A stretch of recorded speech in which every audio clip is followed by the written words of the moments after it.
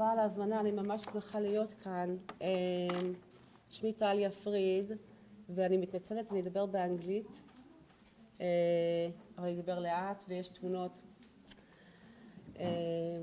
טוב, אז אני אתחיל. My background is in anthropology. שומעים אותי בסדר? My background is in anthropology of science, and as an anthropologist, I have two main research projects. The current one, as a postdoctoral fellow, is about ADHD and what my supervisor and I call the Israelization of ADHD as a childhood neurological disorder. I will not talk about that today. The older project on which I did my dissertation was a history and ethnography of municipal waste management in Israel. And to put it very, very briefly, the question that I asked in my dissertation was how waste has ascended to become a central environmental problem in Israel, having a particular moral order and public significance. The site where I examined that question was what I call the Israeli waste world. By that I mean the local officials, sanitation companies, recycling firms, environmental consultants, educators, attorneys, and so on, who have assembled around waste as an object of common and growing concern. And I should clarify, because as an anthropologist who studies waste, people usually assume that I go to different parts of the country and see how people from different social backgrounds feel about waste and whether they recycle or not. But actually my focus is not on regular people, but on how experts and people in positions of power in Israel talk about waste and think about it, what we call in anthropology studying people who are more powerful.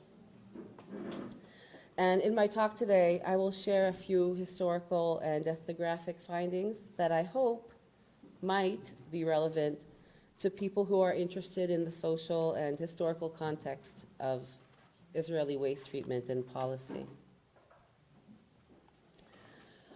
So the first point I want to make is that when we look at Israeli discourses of waste and waste treatment, unsurprisingly, it's not like there's one single homogeneous way of thinking about waste that we have always had. Rather, I found a historical progression of different ways of thinking about, representing, and acting on waste that peaked at different times in Israeli history. Each phase prioritized a different waste material, a different key practice, and a different field of authoritative knowledge to deal with it. And this conceptualization is based on a framework called waste regimes, which was developed by a very famous waste sociologist named Zsuzsa Gile.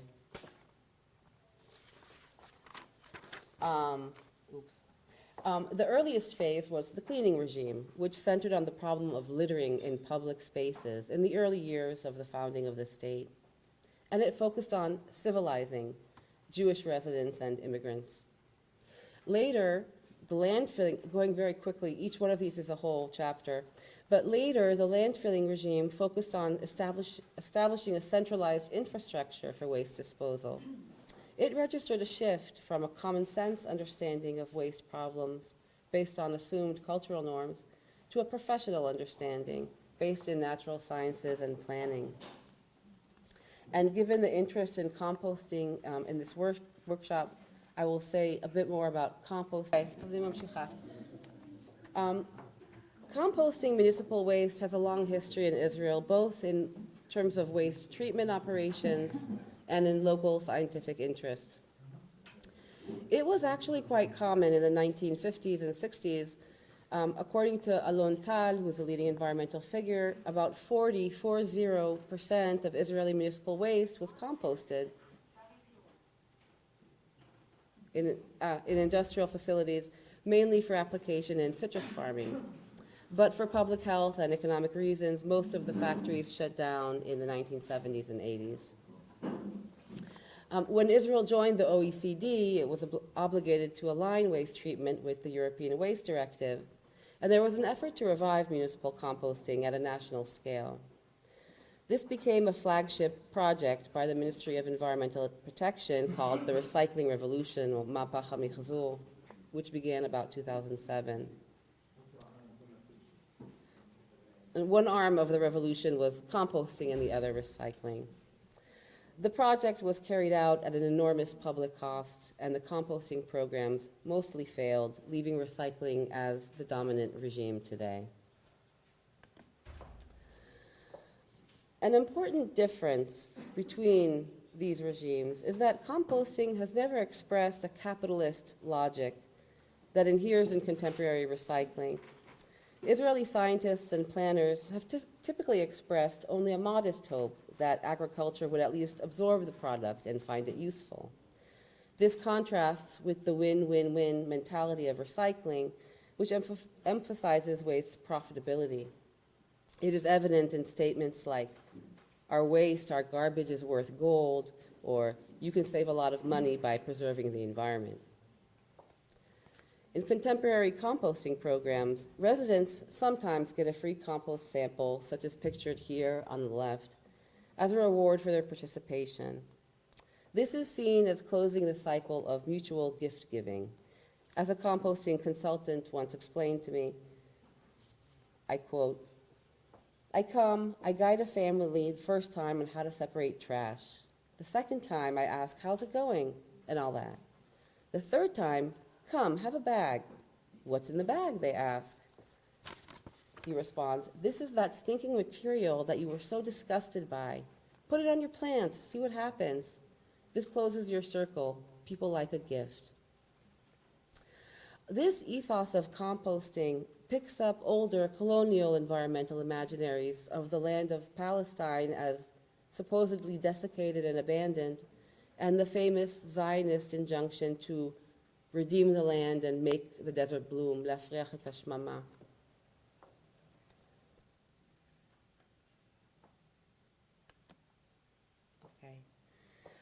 A second point is that waste issues in Israel are often tied to questions of national identity, but in the case of composting and recycling, in somewhat different ways. In terms of the quantity of household waste per capita and the increasing proportion of packaging and dry waste, Israeli trash seems similar to that of wealthy Western economies, whereas the relatively high proportion of food scraps makes Israeli waste seem more Eastern than Western. This has long piqued the interest of scientists and engineers. Today, statistics about waste quantities and composition sometimes take on a mythical quality. One commonly hears in official circles that Israel is number 2 in the world in waste per capita after the United States, a statistic I've never been able to verify. And while the proportion of organic waste has been progressively decreasing, it continues to anchor the idea that Israeli waste is categorically difficult to treat and unique among the nations. As this composting enthusiast says, there is no technology in the world that knows how to separate Israeli waste. And I emphasize, Israeli waste. In Sweden, they don't have the watermelons we have in the summer. They don't have the citrus in the winter. For us, 50% of the garbage bin is food scraps. It's totally different, where the 50% statistic is obviously overstated. The third and final point that I can make is hinted at in the beginning of his quote. There is no technology that can separate Israeli waste. While composting and recycling both have long histories, far before the contemporary environmental era, a key difference in the recycling revolution was that household waste would be separated at home, at source, rather than at an industrial facility as was done in the past. The pragmatic reason was that separating into 2 streams at source, organic versus recyclables, was thought to provide the greatest environmental benefits at the lowest cost. However, this initially pragmatic decision took on a life of its own. Household source separation shifted from being merely a means to an end in itself, where the goal, articulated by many members of the waste world, was promoting environmental awareness and cultural change in a society that they felt had deteriorated, had become too materialistic, individualistic, and fragmented. As a project manager for the environmental ministry once told me, even if they take, this is the quote, even if they take all those brown bins for the food scraps and toss them in a mixed waste landfill anyway, I will still say, good enough. אני עדיין אגיד דיינו. First, we will insert the culture. The technology will come later to take care of what's left. The ideological investment in separation at source led to intense disappointment in the waste world when the policy emphasis shifted from source separation to mechanical sorting and from composting to anaerobic digestion, for example. As my informants explained, mechanical separation might be cheaper and even make better environmental sense, but it required no conscious effort and would not make anyone, quote, greener in their souls, yerukim benafsham. So to summarize, I've tried to show here briefly that discourse, or to summarize this section of my talk, I've tried to show here briefly that discourses of waste treatment in Israel are rich with ideological tensions and emotional investments. And in considering food scraps versus recyclables, those tensions and investments may differ. Furthermore, what is often at stake in questions of waste treatment for the dominant group in the waste world that I studied are concerns about Israeli national culture, like wanting to be more Western and advanced, and at the same time, in a contradictory way, aspiring to return to an earlier time when the society was supposedly less materialistic, more caring and united. And I have chapters on all these regimes on my website. I can show you the address at the end.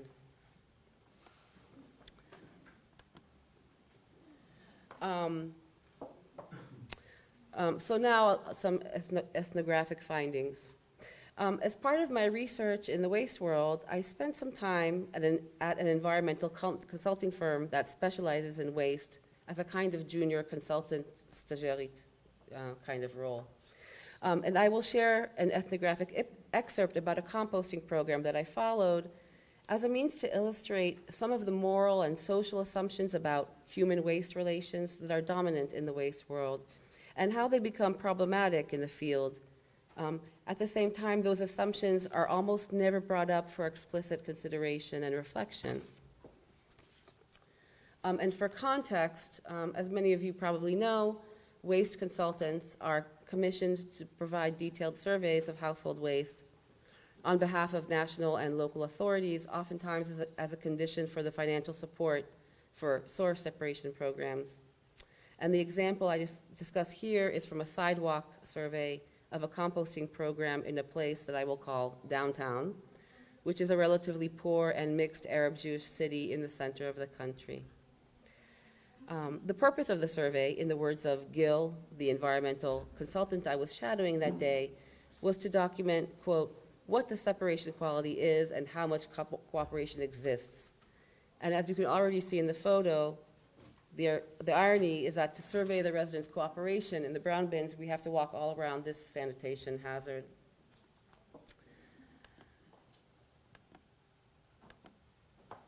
Gil went bin by bin and eyeballed the contents, recording in the survey form, among other things, our assessment of the quality of separation of putrescible biological waste. There were three options: excellent, 90% organic, moderate, 70%, or mixed waste, 40%. The problem was that the composting program that had been running for 2 years was, by most accounts, failing.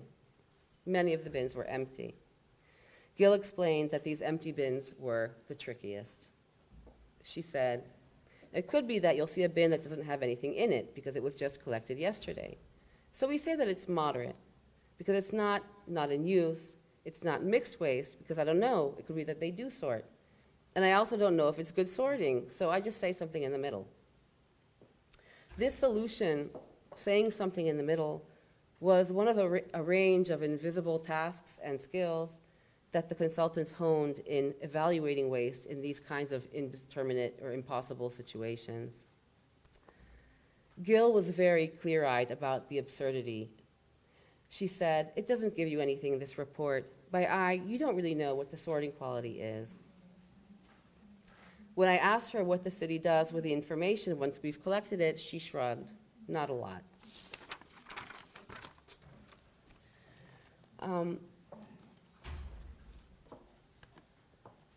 Localities like downtown were often enthusiastic to join source separation programs because they expected a financial windfall for the sanitation department.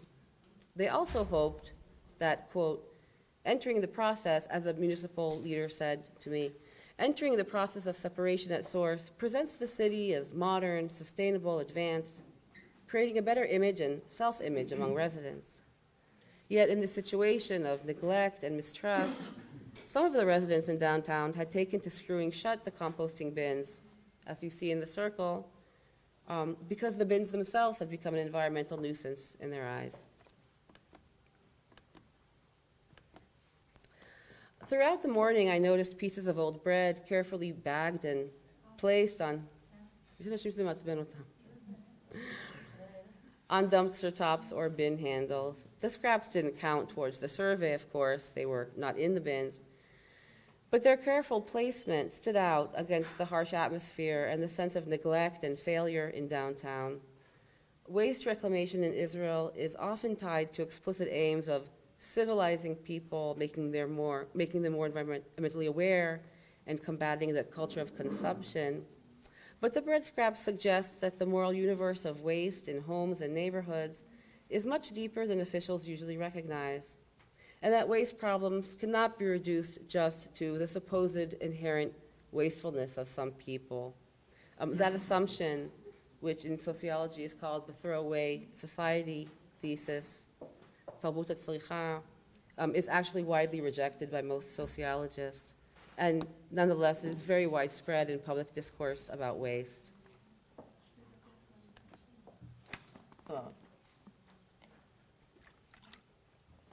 So to sum up,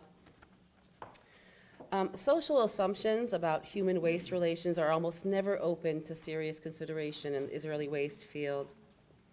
And this, in my view, is dangerous because the Israeli waste world views itself as a characteristically liberal and progressive force in the country.